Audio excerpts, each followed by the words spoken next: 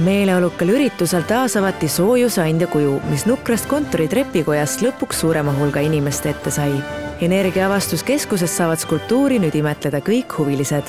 Ta sümboliseerib sellist head kodust turvatunnet. Seda turvatunnet, mida meil on kõige rohkem tegelikult vaja ja mida tegelikult Tallinna soojus, mis on eesmärk. Skulptuuriga käib aga kaasas ka legend. Kes tuleb nüüd täna siia või homme või ülehomme või kuu või aasta jooksul meie siia toredasse energiaavastuskeskusesse ja hoiab sellel kujul varbast kinni, sest temal on, garanteerime, 7 aastat tuba soe. Juubelit pidav Tallinna soojus peab oma peamiseks sihiks soojuskao ja katkestuste ärahoidmist. Selle nimel on nüüd ette võetud ulatuslik torude rekonstrueerimine.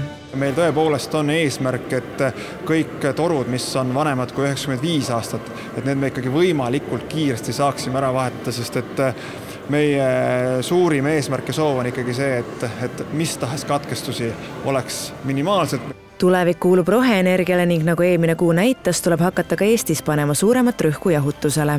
Kui me räägime tulevikust, siis on üks küsimus, kuidas oleks see kogu soojuse andmine võimalikult roheline roheenergeetika, aga tulevikus, kui me räägime sellisest tiheasustusest ja pealinnast nagu Tallinn, siis kindlasti on ka kaugjahutus, mis tähendaks seda, et samamoodi nagu täna saavad talvel kõik ühest torust sooja, et toad oleks soojad, siis suvel, kui on pluss 30 kraadi, on need suured näiteks kaubandushooned, kontorihooned, siis tegelikult oleks samamoodi selline kaugjahutus, tsentraalne jahutus.